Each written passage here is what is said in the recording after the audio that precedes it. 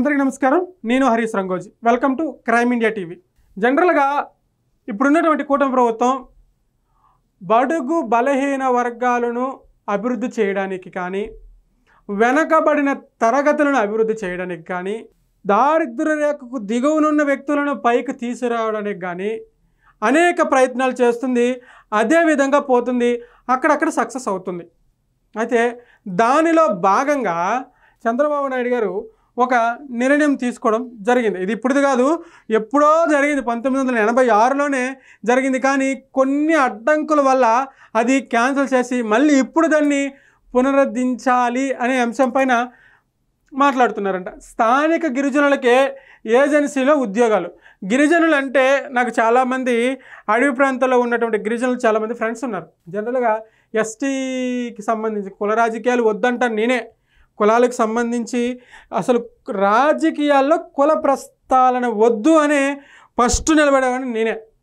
అయితే వాళ్ళ జీవన విధానం, వాళ్ళ పరిస్థితులు ఎలా ఉంటాయంటే, గర్భిణీ స్త్రీ హాస్పిటల్కి వెళ్ళాలన్నా కూడా అటు ఇటు మనిషి పట్టుకొని ఒక కర్ర కట్టి అటొక్కాయన ఇటొక్కాయన పెట్టి మధ్యలో ఒక బుట్ట లాంటిది కట్టి అందులో మోసుకెళ్ళే పరిస్థితులు ఉన్నటువంటి గిరిజన గ్రామాలు కూడా ఉన్నాయి.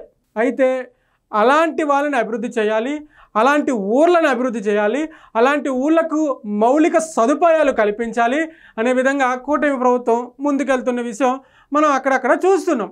అయితే ఇప్పుడు ఈ స్థానిక గిరిజనులకి ఉద్యోగ అవకాశాలు కల్పించడం ద్వారా ముందు వాళ్ళు ఎకానమీ డెవలప్ అవుతుంది, వాళ్ళకి జీవన ఉపాధి మెరుగుపడుతుంది, వాళ్ళకి 4 విషయాలు తెలుస్తాయి. అంటే గిరిజనుల్లో చదువుకున్న లేరేమో, అందుకే దేశము ప్రపంచం ఇంత ముందుకెళ్తున్నా ఇంకా వెనకే ఉన్నారంటే మీరు చాలా తప్పుగా ఆలోచిస్తున్నారు. నేను చెప్తున్నా కదా, నా ఫ్రెండ్స్ నాకంటే తెలివైన వాళ్ళు ఉన్నారు గిరిజనులు, నాకంటే స్పీడ్గా ఆలోచించే వాళ్ళు ఉన్నారు గిరిజనుల్లో. ఎస్, వాళ్ళ స్టైలు, వాళ్ళ స్లాంగు, వాళ్ళ మాట్లాడే వాళ్ళ ఆలోచన శక్తి ఫ్రాక్షన్ ఆఫ్ సెకండ్స్లో ఉంటాయి. వాళ్ళ ఆలోచనలు చాలా తెలివైన వాళ్ళు ఉంటారు. కానీ అది ఎందుకు ఇంకా డెవలప్ అవ్వట్లేదో, ఎందుకు ఇంకా అదే అడవుల్లో వాళ్ళకి ఇంకేం తెలియదు. జనరల్గా బయట ప్రపంచానికి వచ్చి బతకాలంటే వాళ్ళు ఇష్టపడరు. ఈ పొల్యూషన్స్, ఈ గోల, ఈ ఈఎంఐలు, ఈ కిరాయిలు, ఇవన్నీ మాకెందుకు, మేము మా అడవి తల్లిని పెట్టి నమ్ముకున్నాం, ఆమె దగ్గరే బతుకుతాం, ఆమె దగ్గరే కాలం చెల్లిస్తాము అనే కూర్చుంటారు. కానీ బయటికి రావట్లేదు. వాళ్ళని అభివృద్ధి చేయడానికి ప్రభుత్వం కొన్ని నిర్ణయాలు తీసుకుంది. స్థానిక గిరిజనులకే ఏజెన్సీలో ఉద్యోగాలు, దానికే కట్టుబడి ఉన్నాం. జీవో నెంబర్ 3 పునరుద్ధరణకు చర్యలు. ఈ జీవో నెంబర్ 3 ఇప్పుడు కాదు, 1986లోనే స్టార్ట్ అయిందట. సుప్రీంకోర్టు ఆదేశాలు పాటిస్తూ గిరిజనులకు న్యాయం చేస్తాం. సీఎం చంద్రబాబు స్పష్టీకరణ. ఏజెన్సీ ప్రాంతాల్లో స్థానిక గిరిజనులకు ప్రభుత్వ ఉద్యోగాల్లో 100% రిజర్వేషన్లు కల్పించేందుకు కట్టుబడి ఉన్నాము. ముఖ్యమంత్రి చంద్రబాబు నాయుడు స్పష్టం చేశారు. సుప్రీంకోర్టు ఆదేశాలు, మార్గదర్శకాలు పాటిస్తూనే 2020లో రద్దయిన జీవో నెంబర్ 3ను పునరుద్ధరణకు ఉన్న అవకాశాలపై అధ్యయనం చేయాలని అధికారులను ఆదేశించారు. న్యాయ సమీక్ష రద్దయిన జీవో నెంబర్ 3ను పునరుద్ధరించేందుకు తీసుకోవాల్సిన చర్యలపై అధికారులతో సచివాలయంలో సీఎం చంద్రబాబు నాయుడు సోమవారం సమీక్ష నిర్వహించారు. ఏజెన్సీ ప్రాంతాల్లో ప్రభుత్వ ఉద్యోగాల్లో స్థానిక గిరిజనులకు 100% రిజర్వేషన్లు కల్పనకున్న అవకాశాలను, చట్టపరంగా ఉన్న వివిధ అడ్డంకులను చర్చించారు. ఈ సందర్భంగా ఆయన మాట్లాడారు. 1986లో వచ్చిన జీవో ప్రకారం ఏజెన్సీలో స్థానిక గిరిజనులను ఉపాధ్యాయ పోస్టులు 100% రిజర్వేషన్లు తెచ్చాం. దీనిపై న్యాయపరమైన చిక్కులు రావడంతో పెరిగిన మహిళా రిజర్వేషన్ల శాతాన్ని కూడా పరిగణలోకి తీసుకొని 2000 సంవత్సరంలో జీవో నెంబరు 3ని తేవడం జరిగింది.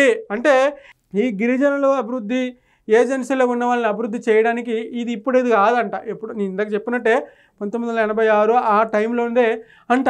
అయితే ఇది నాకు చాలా మంచిగా అనిపించింది. ఎందుకంటే నాకు వాళ్ళ జీవన విధానం కానీ, వాళ్ళ పద్ధతులు కానీ నాకు చాలా ఇష్టం. నేను 2 months బ్యాకే వెళ్ళా, ఒక గిరిజనవాడ మ్యారేజ్ ఉంటే వెళ్ళా.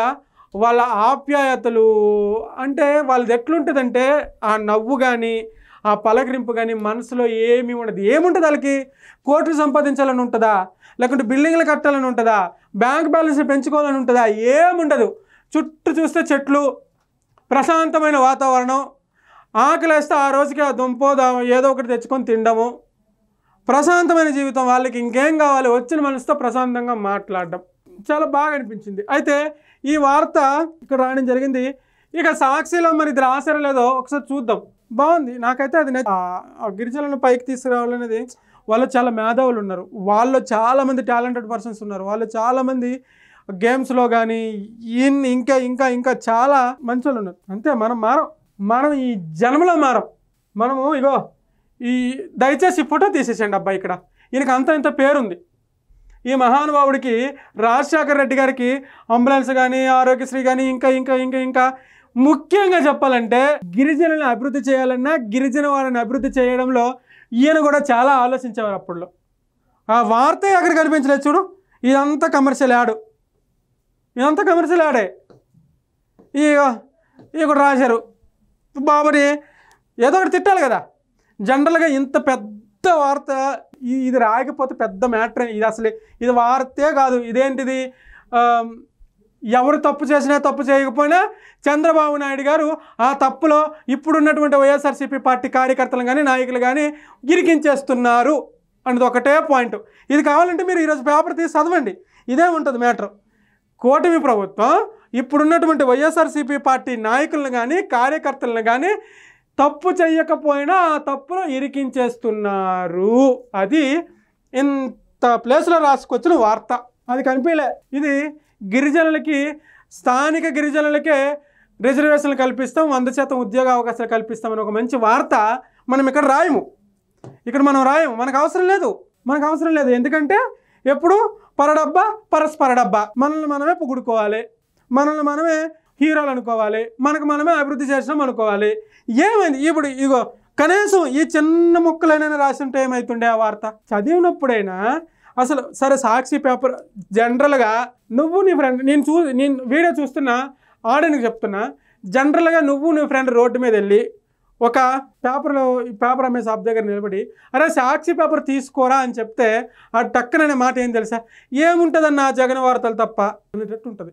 అంటే మరి ఈనాడు పేపర్ తీసుకున్నట్టే ఏముంటుందన్న చంద్రబాబు నాయుడు పేపర్ తప్ప అని అంటారు అనుకుంటారా? అట్లా ఉండదు. ఎందుకంటే మీరు ఇక్కడ చూడండి, అన్ని వార్తలు ఉంటాయి. ఇక్కడ తప్పుగానే చూపిస్తారు. మొన్న 2 days బ్యాక్ మీరు ఈ పేపర్ చూస్తే ఖచ్చితంగా చెయ్యని ఎదిరించింది కూటమి ప్రభుత్వం కూడా, మీరు దీనిపై చర్యలు తీసుకోకపోతే ఖచ్చితంగా మీపై వ్యతిరేకత ఏర్పడుతుందని చెప్పేసి ఖచ్చితంగా రాసుకొచ్చింది మన ఈనాడు పేపర్. మన దాంట్లో అలాంటివి ఏం కనిపించవు. జగన్ తప్పు చేసినా మాకు ఒప్పే అనే విధంగానే సాక్షి పేపరు రాసుకొస్తుంది. మరి ఎప్పుడుకు మారుతుందో ఏందో మరి నాకైతే అర్థం అవ్వట్లేదు. వాళ్ళ ఇష్టం, వాళ్ళ పేపర్ వాళ్ళ ఇష్టం, మనమైతే ఏం చేసేది లేదు. కానీ కనీసం ఒక్క దగ్గర కూడా పనికొచ్చే వార్త లేదు. అసలు ఏందబ్బా ఈరోజు ఇది సెంట్రల్ న్యూస్, ఇది అందరికీ తెలిసిందే. ఇది ఓకే, ఇది పనికొచ్చే వార్తే, మనం చదవచ్చు. ఎందుకంటే ఒక భారతీయుడిగా అది మన బాధ్యత. అంతే అబ్బా, ఏం లేవు వార్తలు ఇందులో. కనీసం ఆ గిరిజన వార్తనే ఇందులో రాసుంటే బాగుండు కదా అని నాకు అనిపించింది. ఓకే, ఈ వీడియో పైన మీ అభిప్రాయాన్ని కింద కామెంట్ రూపంలో తెలియజేయండి. Thank you.